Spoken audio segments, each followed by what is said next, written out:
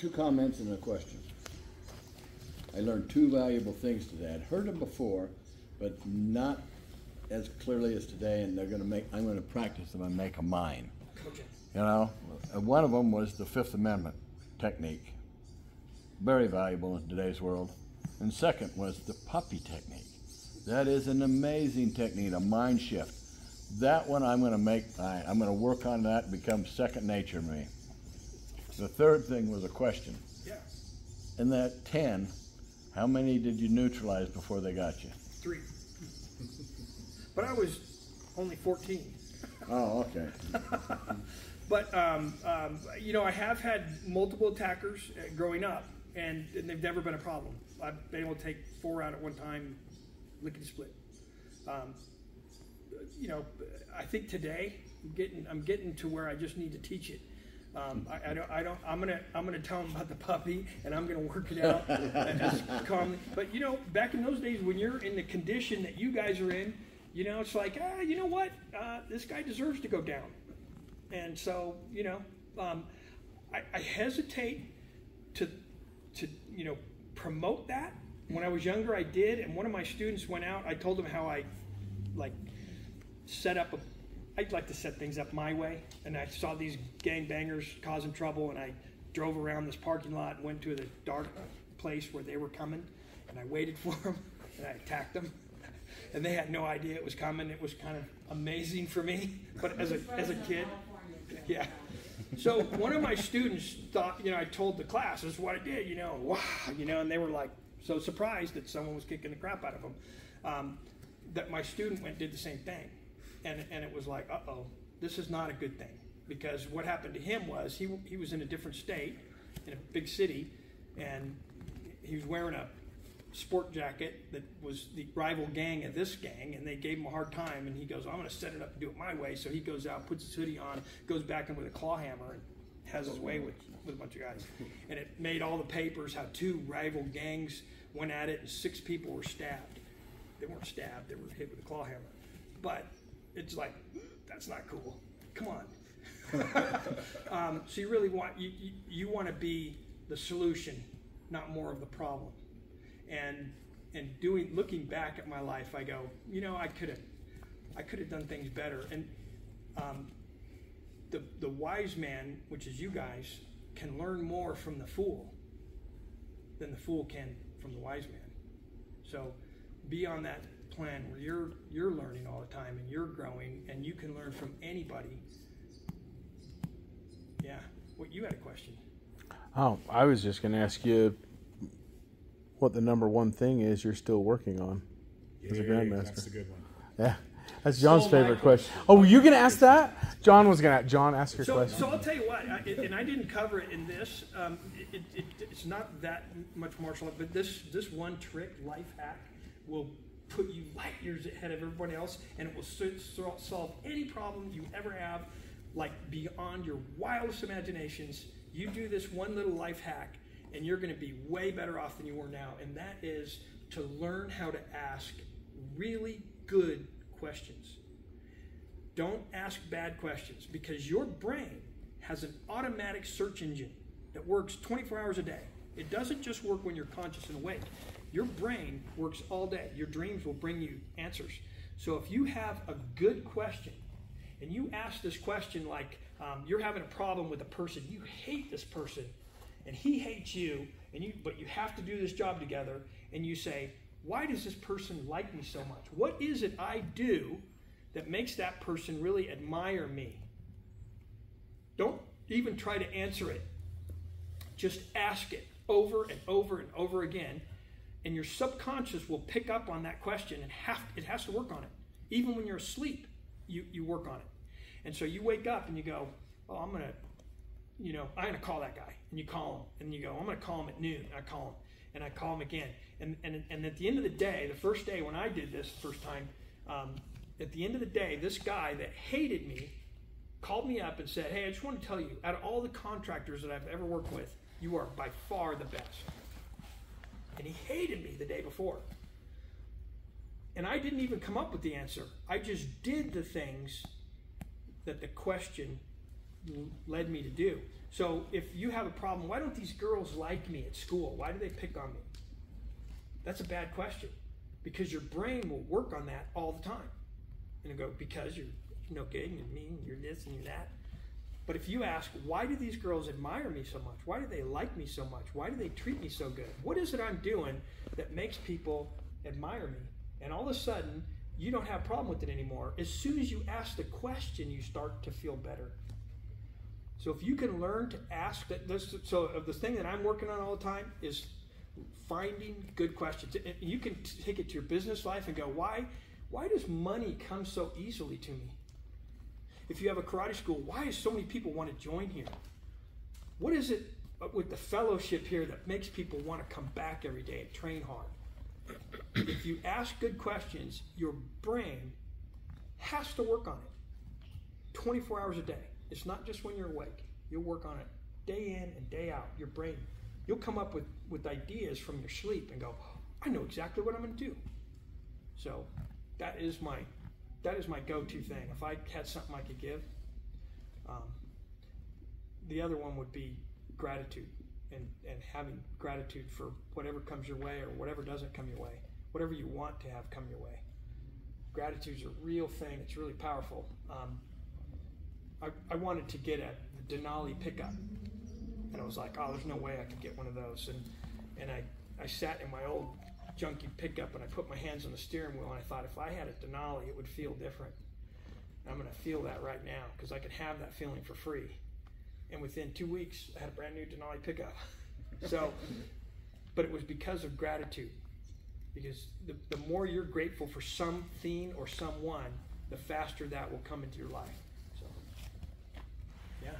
yeah. Now I got 3 techniques. I got that changing that question to make it a positive question. So your super conscious mind, or the creative subconscious, goes to work on it and makes that happen. Beautiful. I got 3 beautiful things today. Right? Thank you. Thank you. Yeah. So, Bo-Kaw-Jitsu is boxing first, because it was my first thing that I did. And I just wanted to show a technique. Maybe you can come out here. This is just kind of fun. We're gonna fight, and I do want to show a couple of techniques, even though this is more about strategies. And one of the techniques that I used to use all the time, because boxing was my choice, is I'd telegraph a right hand to the stomach, and I'd let him see it coming. And we're fighting, and I go boom and punch him in the stomach. And sometimes that could end the fight. I've done it where it's like, oh, I don't want it anymore. But sometimes it doesn't, so I do it again. Boom! And then I'd sit up and I'd do it again. But this time, the third time, it came up instead of down.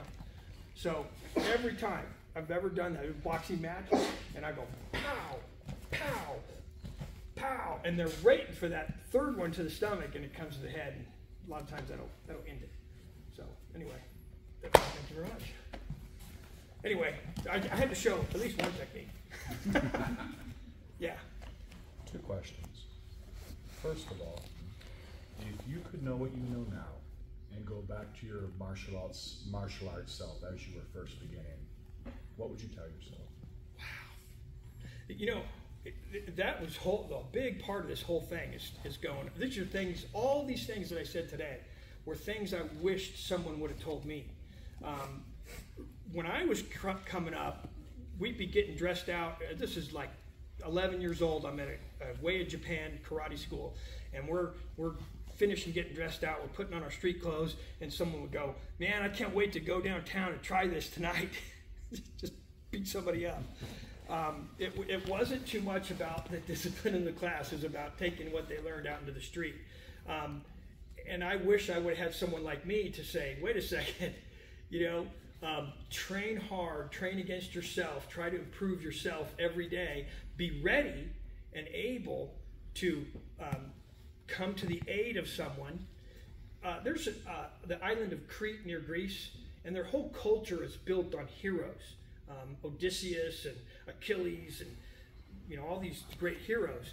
What was I going to say about that? My head just went like this. So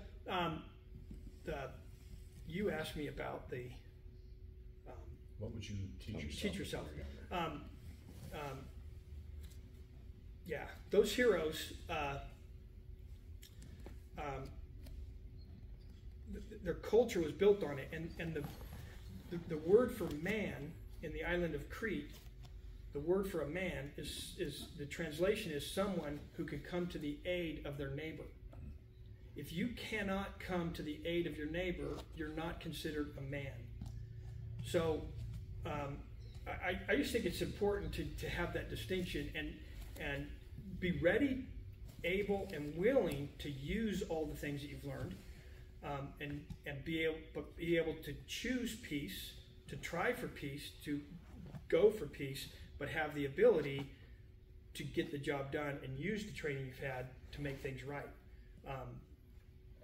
I learned that concept a few years ago, the definition of meekness. I always thought that was weakness and stuff, but a few years ago I understood that meekness is power under control. The meekest person is the one that has the most power, but is under control, disciplined, knows when to use it and when not to use it. And you explained that really nicely today. Yeah, being able to come to the aid of your friends, being able to be in control of your faculties, being able to choose, that's the virtue. Not being able to choose, there is no virtue there. Can I ask one more question, Yeah. sir? So, aiming this question more for the 4th through 6th crew right here. One of the things that really blew my mind when I became a 1st and 2nd degree black belt, then on from there, was it's your mindset. It's how you understand what it even means to practice the martial arts that shifts.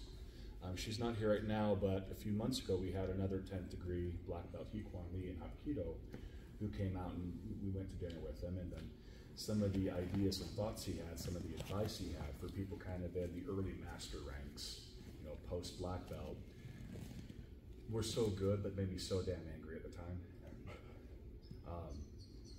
What would you advise? What would you tell people? What would you want yourself, not as a white belt, but 20 years ago to know, when you were kind of in that 4th through 6th category? So that was a different time for me, and it's a tough one because I really was enjoying being. I was, you know, the height of physical power, and I could do things. And a lot of times, one of my best friends was a Kempo grandmaster, and he founded his own system, and we came up together in Shotokan, and then he went and did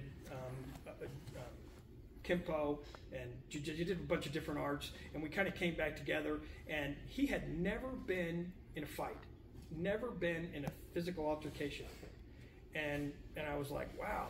I mean, that's impressive because I was in 3 last week. You know, it was just a different thing, a different mindset. I wouldn't trade any of that for the world, but I admire someone who was able to have the skill, chose to be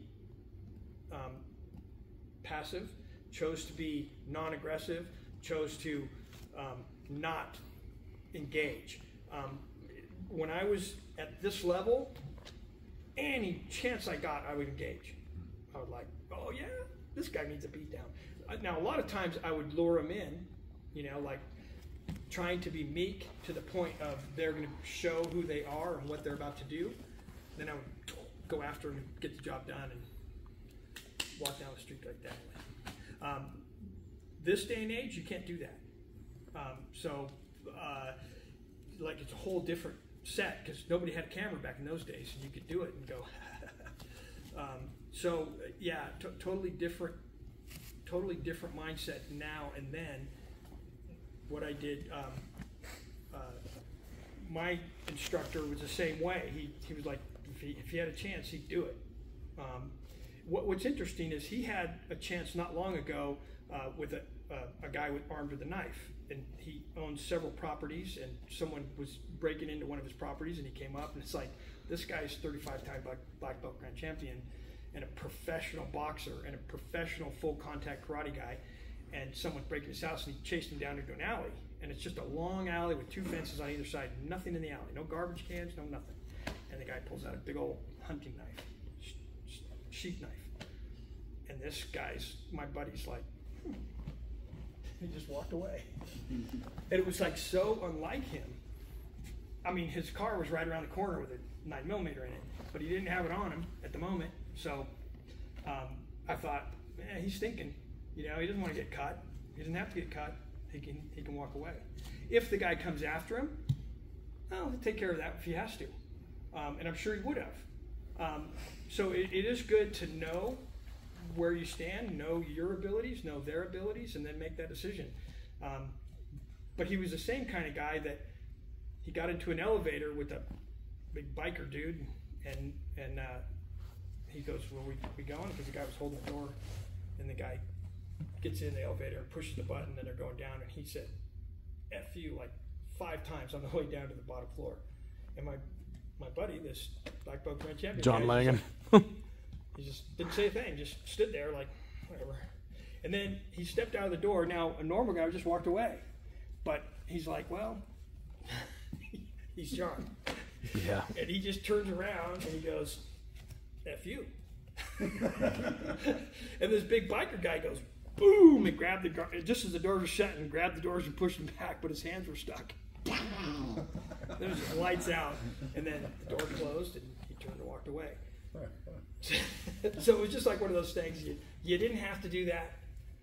This day and age of an elevator camera. So, you know, I can't give the same advice. The same advice is really decide now when, how you would use it, if you're going to use it. Don't decide when you're standing there. This guy did a great job of the OODA loop, being able to step in and get in way and make the decision and orient himself. And I'm positive that the OODA loop would go the same thing. He's not going to stop because she's got, this gangbanger girl's got 4 friends with her. As soon as he dispatches her, he'll go after them. I just know it. That OODA loop doesn't stop when you do your first technique. So knowing now, making a decision today, when, if, and how you would use martial arts, make that decision today. So when it happens, you don't have to be thinking about it, because a fraction of a second is all it takes. A fraction of a second of hesitation, and your head split open instead of his. So observe, orient, decide, act. And I say, decide first. You know, that decide's way down here. You decide today.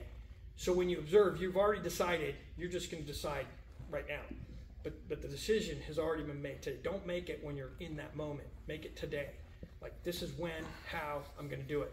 And there was some young guy that was here today, and I asked him what his favorite technique was, and he was like, I like them all.